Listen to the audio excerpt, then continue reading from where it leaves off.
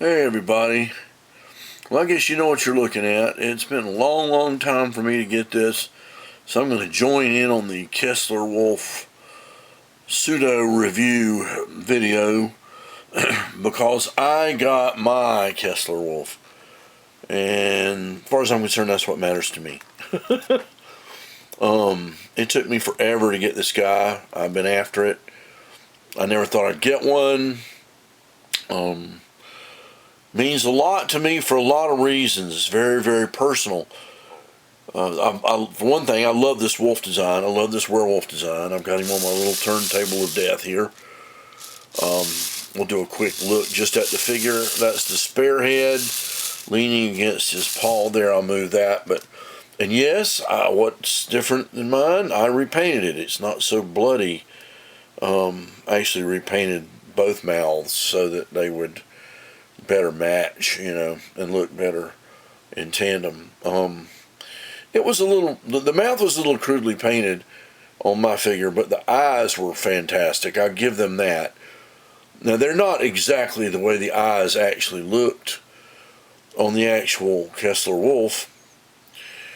I know because I've seen one up close. I know what the Kessler Wolf looks like. And the eyes are anything but little red and yellow places on the face that are just painted. But it captures the look of the wolf eyes beautifully. NECA, they're hit or miss to me. Sometimes their stuff is fantastic. Sometimes it's not. On a case of this, I'm almost sorry it wasn't a moving mouth that opened and closed. But I understand why they didn't, and I'm glad that they gave us an option on the mouth. They gave us a whole head with open mouth. Now, why they went all bloody on it and like the back of the throat was just black plastic, I don't know. Mine, I tried to paint it where it all looked good and matched and looked better. But I really like the closed mouth look the best anyway. That to me, where he's lurking and he's just dangerous, that's just a fantastic reflection.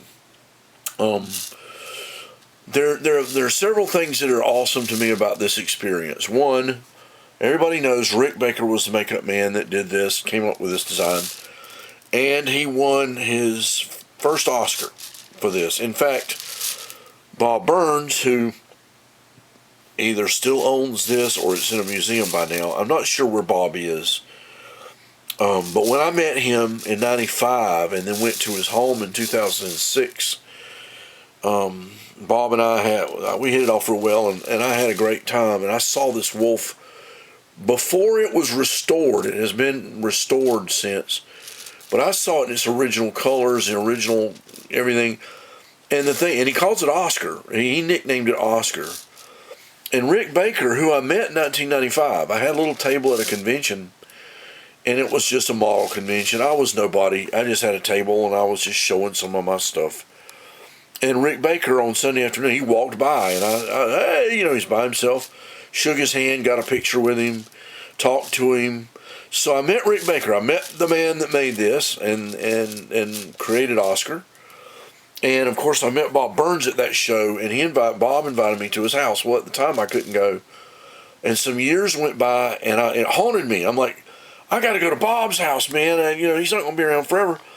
So I called him in early 2006. I was going out to L.A. to see a buddy about some Jaws-related stuff. And he invited me over. Bob said, yes, the invitation's still good. Come on.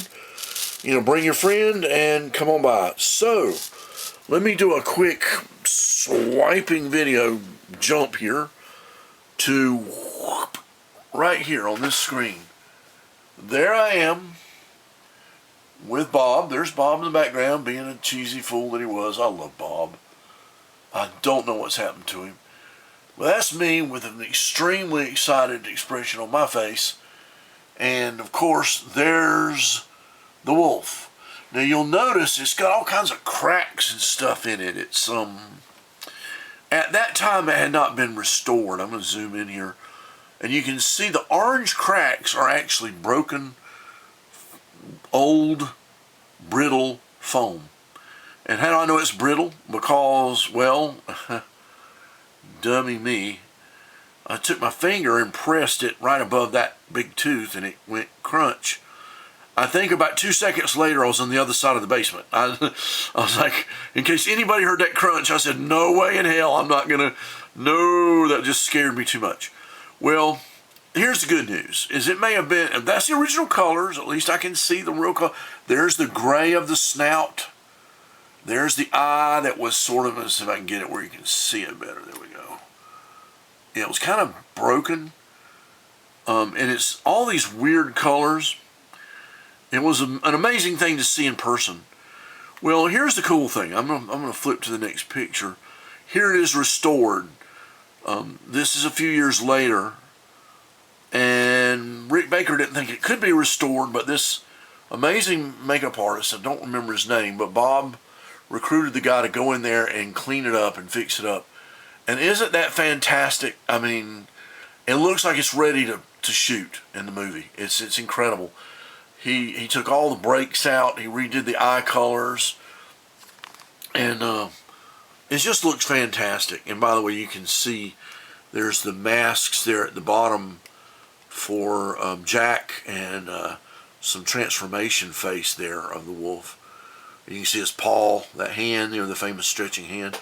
And I want a moment of bragging here, This figure here to the right, not the big Superman guy, but the little soldier-looking man. That's a figure I made for Bob, and it's in the photograph. This was shot by some guys that went and restored the wolf. But I love that I contributed to Bob's basement. That's just a little. So there's my work next to the wolf, and then there's me next to the wolf. So life has a funny way of doing that. If you never think you can never do anything like this in your life, little guy from South Georgia makes big, meets cool people, and takes them up on their invitation and gets to do cool stuff. I actually got to hold King Kong also. It was one of the greatest movie moments of my life. Anyway, enough of that. But you can see I actually saw the wolf. I was there. I saw it. I saw it in person. So this means a lot to me. And it took me a while to get it. And a good friend was instrumental in helping me get this. He got one at a store back home, back when I used to grow up. That was home, South Georgia. I'm in the mountains of Georgia now, up north, about 300 miles from my hometown. But I got this guy. I think I found it on Mercari, really cheap. But I finally made the effort, and I got it, and I'm so glad I have it. And I've seen a lot of videos about it recently. It's like it's sort of come into vogue in the last year. And, NECA did a fantastic job. I love the art, the box cover art. I love the figure. I have nothing but great things to say. I've seen one guy that did a custom one and he added fur. And he did a great job. It looks awesome. And yes, I'm thinking about it. I may do that. I'd rather get another one and try that, I think. I don't want to mess this one up.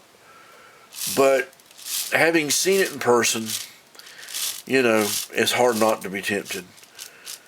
So anyway, that's my little personal tale of one of the greatest makeups in the history of Hollywood. We'll tilt this guy back up. Look at that. God. And a great tribute by NECA for what is one of the greatest. I mean, the first Oscar-winning makeup in the history of film. Right here, you're looking at Rick Baker who did that. And God, what a piece. I mean, if you don't have it, run, get it. Find it on Mercari cheap. Find it on eBay. Find it in a store somewhere. Buy it. If you see it, get it. This is, without a doubt, one of the greatest. Very, very posable. And now that there's a Howling Wolf out there that's almost in scale, I got to grab that. But American Werewolf was personal, so I had to show this. This is my video for today. Can't help but still feel the excitement of having seen it in person. And I hope you guys enjoyed all this. This is an amazing piece of work. So take care. We'll see you next time. It'll be something, who knows what? I don't know. Nice to be away from Batman for a while. Maybe we'll do something else. Take care, everyone. Love y'all. Be good.